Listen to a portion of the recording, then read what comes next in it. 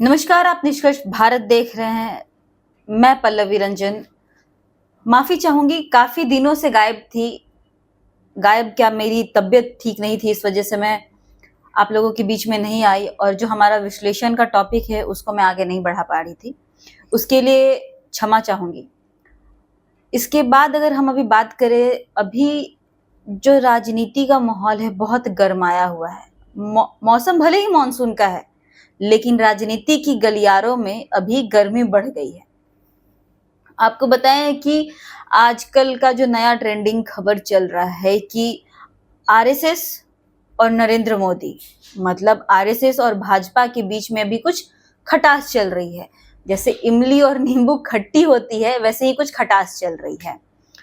हमारे साथ मनोज सर हैं। मनोज सर, इस बीच में काफी कुछ बदला है बिहार में, हिंदुस्तान की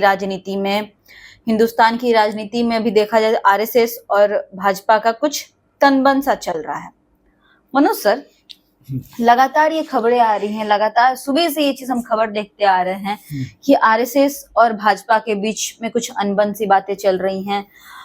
मोहन भागवत लगातार मोदी जी पे कह रहे हैं, हमारे प्रधानमंत्री को कह रहे हैं कि हल्के में मत लीजिए, आपका जो मिला है आपको उतने के दायरे में ही रहिए, दायरे से बाहर मत जाइए। इसके पीछे का क्या कारण हो सकता है? खबरें तो बहुत लंबी हैं, इसको थोड़ा आप शॉर्ट फॉर्म में जो जल्दी से हमारे जो दर्शक हैं वो समझ पाए। पल्लवी, मैं आपको बता दूं कि ये खटास अभी से नहीं, जब 4 राज्यों के चुनाव हुए, मध्य प्रदेश, छत्तीसगढ़, राजस्थान और एक और राज्य का चुनाव हुआ, उसी समय से ये खाई बढ़नी शुरू हो गई।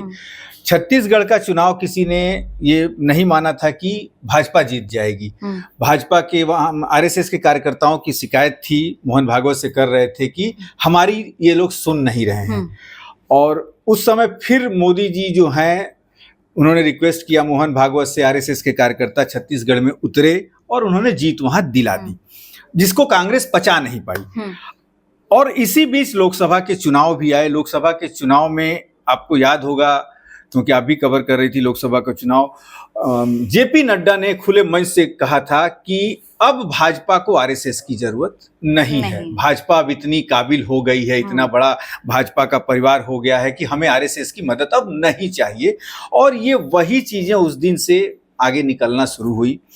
उसके बाद ये जो कल मोहन भागवत ने कहा है झारखंड के गुमला में, ये सारी बातें कल गुमला में, एक तरह से आप कह लीजिए कि मन का गुबार जो है पल्लवी, उन्होंने निकाल दिया है कल गुमला में। क्योंकि उत्तर प्रदेश में आज 15 दिनों से योगी हटाओ अभियान एक तरीके से चल रहा है। भाजपा के कई दिग्गज नेता, केशव प्रसाद मौर्य से लेकर तमाम नेता हटाने पर योगी को लगे हुए हैं, जो आरएसएस बर्दाश्त नहीं करेगा किसी भी सूरत में। क्योंकि योगी आरएसएस के से ही निकले हुए, एक तरह से कह लीजिए कि हिंदू महासभा से निकले हुए विद्यार्थी हैं। और जब पहली बार मुख्यमंत्री बनना था योगी को, तो 15 दिनों तक योगी को मुख्यमंत्री नहीं बनने देने के लिए इसी नरेंद्र मोदी ने रोक के रखा था। उन्होंने मनोज सिन्हा का, आपको नाम याद होगा, ट्रोल होने लगा था कि उत्तर प्रदेश के मुख्यमंत्री बन रहे हैं, जो कि आज अभी जम्मू कश्मीर के राज्यपाल हैं।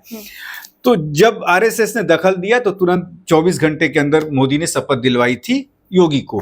अब आरएसएस एकदम फ्रंट की लड़ाई पे आ गया है कि अब ज्यादा आप उछलकूद मत कीजिए।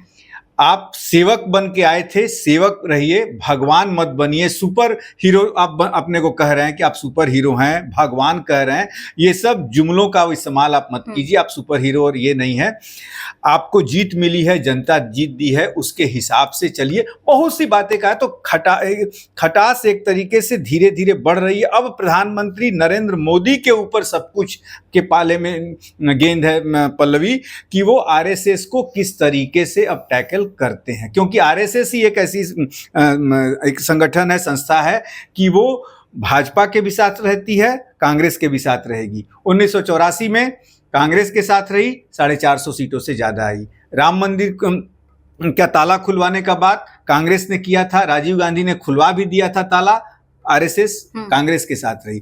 आरएसएस को अपने हिंदुनिज्म से मतलब है, भारत की संस्कृति और भारत की सभ्यता से मतलब है, जिसे आरएसएस देख रहा है कि नरेंद्र मोदी के कार्यकाल में कुछ वो संस्कृति और सभ्यता छीण हो रही है। अगर संस्कृति की बात कह रहे हैं आप, लेकिन संस्कृतियों का तो पालन करती है ना भाजपा, बिल्कुल। तो कैसे कह सकते हैं कि भाजपा संस्कृति का पालन नहीं कर रही है? ये भी भगवान वाली भी बातें सुनने में आ रही थी। नहीं, देखिए, भगवान वाली जो आपने बात कही पल्लवी, वो अलग रखी, वो अलग रखी। राम जो है हिंदू की पहचान है, हिंदू मतलब हिंदू की एक संस्कृति और सभ्यता में है।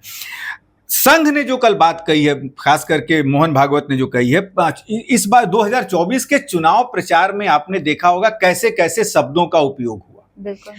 उस संस्कृति से जो प्रधानमंत्री नरेंद्र मोदी ने भी उन शब्दों का प्रयोग किया जो नहीं करना चाहिए था, चाहे राहुल गांधी के बाद ये पप्पू से लेके ममता बेगम और जितने शब्दों का, तो आरएसएस इससे नाराज है कि भाई आपकी संस्कृति अलग है और प्रचार में इस तरह, और सब चीजें जो है उसका पूरा हमारे पास फुटेज है, हम कोशिश करेंगे अपने दर्शकों को सुनवाने की।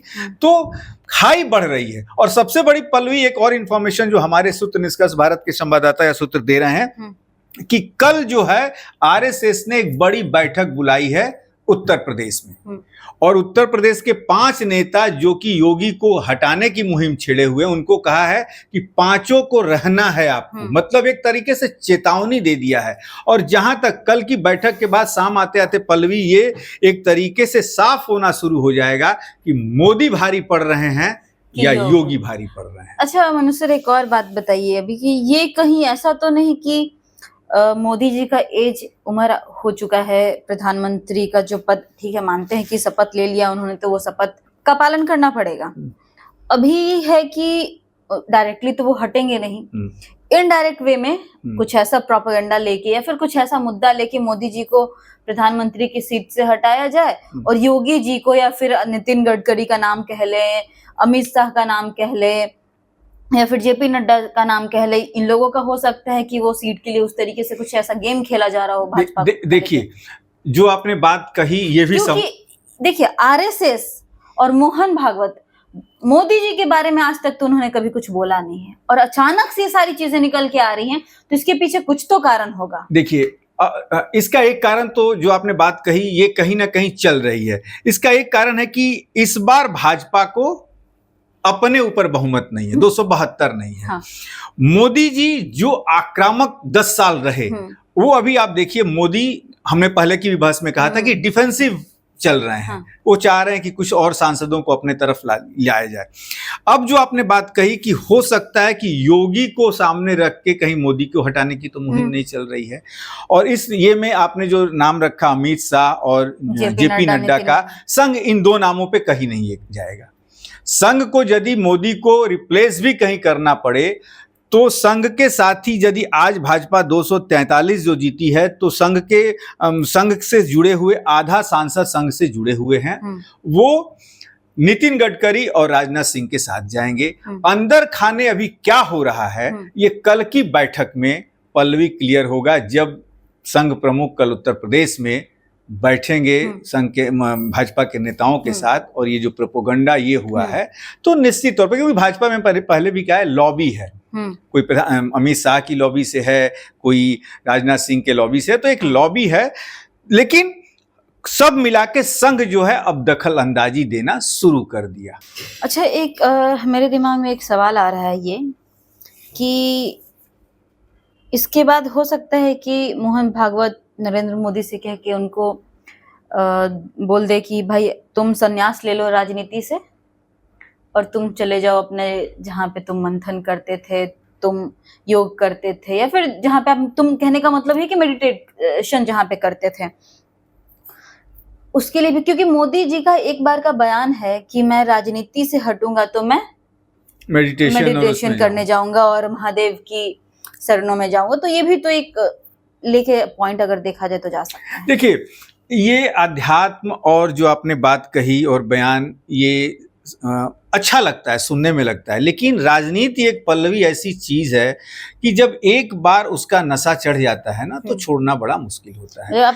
कभी भी मोदी छोड़ेंगे तो मजबूरी में छोड़ेंगे, मोहन भागवत के, आरएसएस के मजबूरी में छोड़ेंगे, दबाव एक पड़ेगा, क्योंकि आज भाजपा 1985 में भाजपा की नींव पड़ी, और 3 त्रिमूर्ति जो कहे जाते थे, वाजपेयी, आडवाणी और जोशी, तो आज देखिए यहाँ तक एक संघ ने सींच कर लाया है।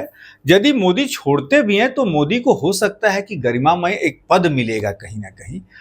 चुनाव, राष्ट्रपति का भी चुनाव अब होगा 2-2.5 साल के बाद, तो हो सकता है। लेकिन इतनी जल्दी मोदी भी हार नहीं मानने वाले हैं, क्योंकि भाजपा को उन्होंने भी आज जो इस ऊंचाई पर ले गए हैं और तीसरी बार सरकार बनी है किसी के नेतृत्व में, इसे आप नकार नहीं सकती हैं। तो तीसरी बार सरकार बने तो उतनी जल्दी वो सत्ता भी नहीं छोड़ेंगे। कॉम्प्रोमाइज होगा कि भाई हम आरएसएस का जो ट्रैक था उससे कहीं भाजपा जो भटक गई है, फिर से मोदी ट्रैक पर लाने की कोशिश करेंगे। जैसे बहुत से ट्रैक आप देख लीजिए, एनसीईआरटी में बदलाव हुआ, भारत के जो हमारे वीर सपूत थे उनको एनसीईआरटी के किताबों में शामिल किया गया। तो जो नई शिक्षा नीति बनी है वो कहा जाता है कि आरएसएस के दबाव में बनी है। तो शायद अब मोदी उसको नहीं ट्रैक को फॉलो कर रहे हो या ये दबाव आरएसएस बढ़ा रहा है, क्योंकि आरएसएस को हिंदू संस्कृति चाहिए, हिंदू निज़म चाहिए, तभी वो आरएसएस है। अच्छा, आपने चलिए इस टॉपिक पे तो मेरे जहन में एक सवाल आ रहा था लेकिन फिर बहुत लंबा खींच जाएगा, इससे बेहतर है कि कल इस सवाल को लेके आएंगे हम। और आपसे भी हमारा एक सवाल है, क्या मोदी और क्या योगी, इन दोनों में से अभी प्रधानमंत्री अगर नरेंद्र मोदी अपना कुर्सी छोड़ते हैं तो इन दोनों में बेहतर कौन होंगे प्रधानमंत्री कुर्सी के लिए? उसमें भी हम आपको ऑप्शन देते हैं, हमारे कमेंट बॉक्स में आप जरूर बताइएगा। योगी आदित्यनाथ, जेपी नड्डा, नितिन गडकरी या फिर अमित शाह। इन सब चीजों को और जो आपका उत्तर है उसको कमेंट बॉक्स में बताइएगा। फिलहाल के लिए इतना ही। आप देखते रहिए निष्कर्ष भारत। नमस्कार।